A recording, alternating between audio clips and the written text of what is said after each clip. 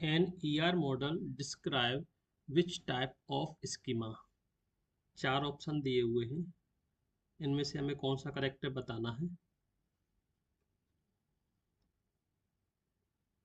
ER model किसी भी database के कंसेप्चुअल स्कीमा या फिर ओवरऑल डिज़ाइन के बारे में बताता है, तो इसलिए ऑप्शन नंबर 3 इसमें करेक्ट है।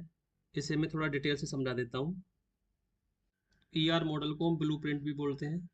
ये क्या क्या बताएगा, क्या क्या डाटा होगा उसे हम बोलते हैं एंटिटी, उसकी जो प्रॉपर्टी होंगी उसे बोलते हैं एट्रीब्यूट, आपस में कैसे जुड़े हुए होते हैं उसे बोलते हैं रिलेशनशिप।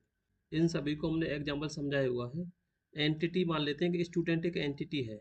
एट्रीब्यूट, अब स्टूडेंट कोई एंटिटी है, मीन्स इसकी हम टेबल बनाएंगे तो क्या क्या इसमें डाटा रखेंगे। स्टूडेंट आईडी होगी, स्टूडेंट का नाम होगा और क्लास होगी।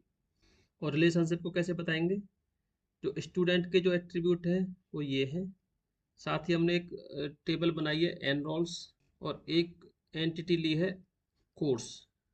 रिलेशनशिप को कैसे समझाएंगे, स्टूडेंट है, स्टूडेंट कनेक्ट हो रहा है एनरोल्स के साथ में और कोर्स के साथ में। जो स्टूडेंट के अंदर जो फील्ड है स्टूडेंट आईडी, नेम और क्लास है, यहाँ पे ये प्राइमरी की हो जाएगी। अब इधर देखते हैं एनरोल्स में, ये स्टूडेंट आईडी और कोर्स, ये फॉरेन की और ये भी फॉरेन की, जो दो टेबल्स को जोड़ने का कार्य करती हैं।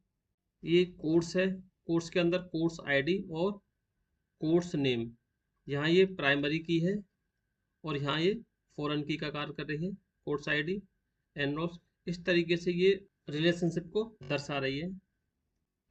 यहाँ से ईआर मॉडल की डेफिनेशन आप थ्योरेटिकल भी यहाँ से समझ सकते हैं। एक्सटर्नल स्कीमा क्या होता है, यूजर को जो व्यू दिखता है उसे एक्सटर्नल स्कीमा बोलते हैं। कंसेप्चुअल स्कीमा होता है लॉजिकल लेवल, जो पूरा डाटाबेस का स्ट्रक्चर के बारे में बताता है। इंटरनल और फिजिकल स्कीमा ये दोनों सेम होते हैं। देखो यहाँ ये इंटरनल अलग दिया हुआ है और फिजिकल अलग अलग दिया हुआ है, ये दोनों सेम है।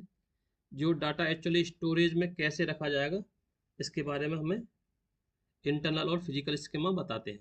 तो इस प्रश्न का जो करेक्ट आंसर है ऑप्शन नंबर 3, कंसेप्चुअल स्कीमा।